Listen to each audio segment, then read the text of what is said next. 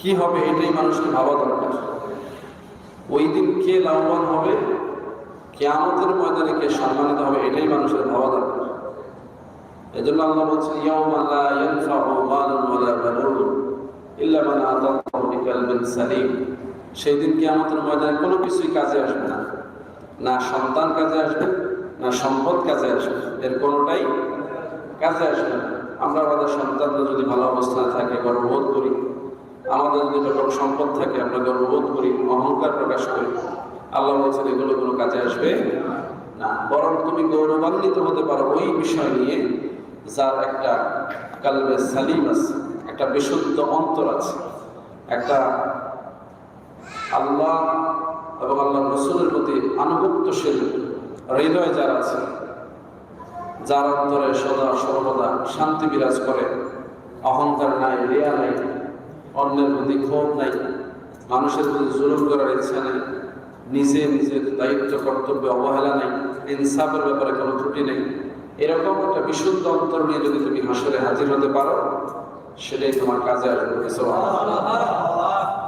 এই জন্য কিয়ামতের ময়দানে কারা সম্মানিত হবে, কারা হবে না, এ ব্যাপারে রাসূলুল্লাহ অনেক হাদিস বর্ণনা করেছেন। কোরআনের মধ্যে আল্লাহ রাব্বুল আলামিন কারা বেশি সম্মানিত তাদের কথা বলেছেন, আল্লাহর কাছে কারা বেশি মর্যাদাবান তাদের কথা আল্লাহ বলেছেন। কেন? যাদের কথাই বলেছেন, সম্মানিত করেছেন, প্রত্যেকের জীবনের কর্ম, প্রত্যেকের আমল বিবেচনা করলে দেখা যাবে এরা সবাই অহংকার মুক্ত ইবাদত দ্বারা আল্লাহকে খুশি করতে পেরেছেন। এই জন্য আল্লাহ রাব্বুল আলামিন কোরআনের মধ্যে সতর্ক করেছেন, বান্দা তুমি যা চাও আমি দিব, যা চাও আমি দিব, তুমি যে দোয়াই করো আমি কবুল করব, তুমি যে ফরিয়াদ করো আমি সেটা কবুল করব। এই কথার পরে কোনো সন্দেহ নাই। কিন্তু আল্লাহ রাব্বুল আলামিন এটা খাস করেছেন যে দোয়া কবুল করবো, কিন্তু ইন্নাল্লাযীনা ইস্তাকবিরুনা আন ইবাদাতি সায়াদখুলুনা জাহান্নামা দাখিরিন।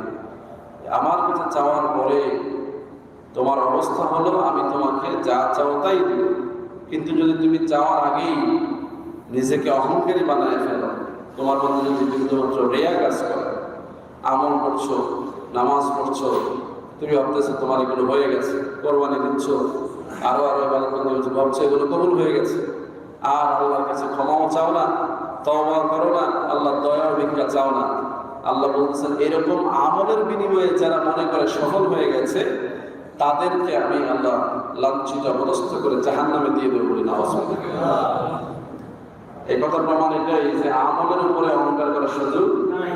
আমি খুব বেশি আমল করি, আমি খুব তাহাজ্জুদ গুজার, আমি খুব আল্লাহওয়ালা, আমার অনেক কিছু এই সেই, এগুলো নিয়ে গর্ব করাটা সুযোগ নাই।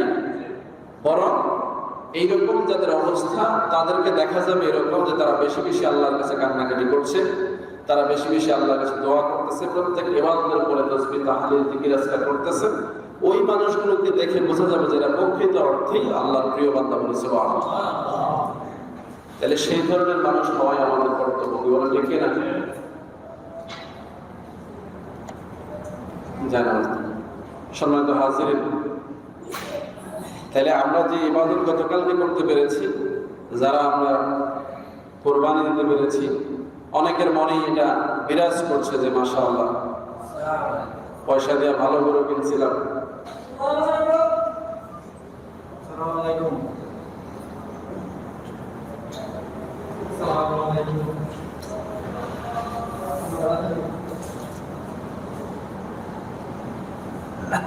তো মনে নেই আত্মতৃপ্তি যাদের মধ্যে আছে যে আমি খুব জিতছি, গরুটা ভালোই কিনছি, বাগে ভালোই গোস্ত পাইছি, আছে না এরকম চিন্তা?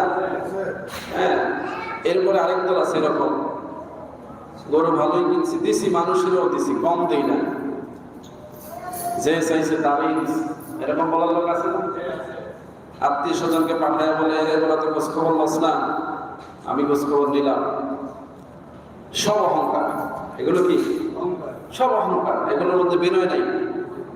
বিনয় হচ্ছে আমি তো আমার সমান্ত সামর্থ্য নিয়ে আল্লাহর উদ্দেশ্যে একটা কোরবানি দিয়েছি, এর একটা অংশ আপনাকে হাতিয়ে হিসেবে দিলাম, যদি গ্রহণ করেন তাহলে আমি খুশি হই। এটা হলো বিনয়।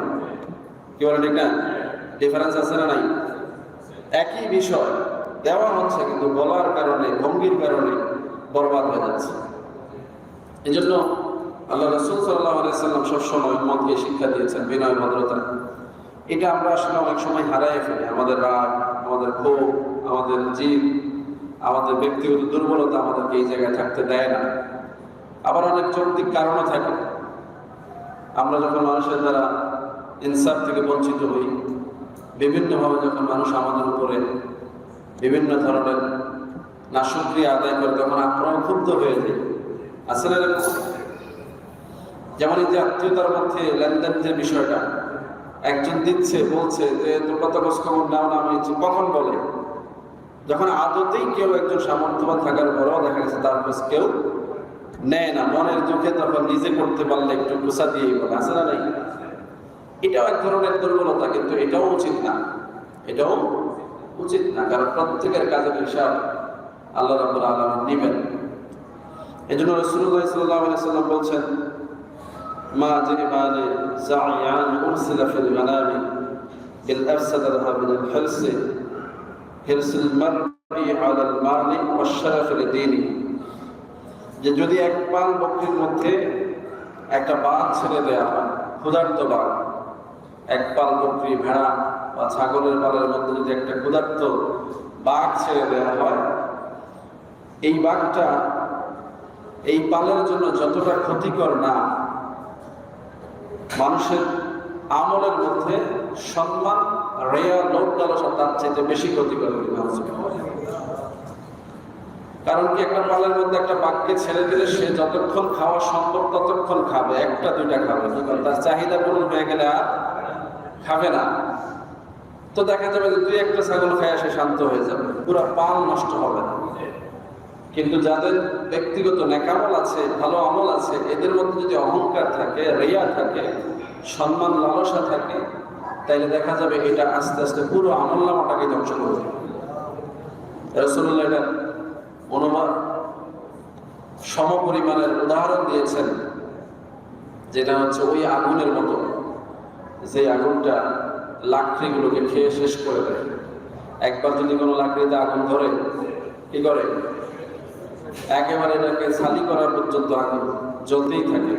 ঠিক আমলের মধ্যে এরকম রিয়া, অহংকার, এগুলো আমল নামাকে একেবারে বরবাদ না করা পর্যন্ত শেষ হয় না। রাসূলুল্লাহ আরো উদাহরণ দিয়েছেন, কাশজুজান আকরা, যে এটা এমন খারাপ, বিষাক্ত সাপ যেমন নিজের শরীরে বিষ ধারণ করার কারণে মাথা নেড়া হয়ে যায়, যেগুলো বিষধর সাপ, এগুলোর বিষের কারণে তার নিজের শরীরের আঁশগুলো ঝরে যায়। আঁশ বুঝেন তো, গায়ে যে পশম থাকে বা তাদের যে আঁশ থাকে, এগুলো ঝরে একেবারে নেড়া হয়ে যায়। রাসূলুল্লাহ বলছেন, অহংকার মানুষের আমল নামাকে এমন বরবাদ করে দেয় যে এটা নেড়া হয়ে যায়, মানে খালি হয়ে যায়। নাউজুবিল্লাহ বলবেন না? আমি কোথায় জন্য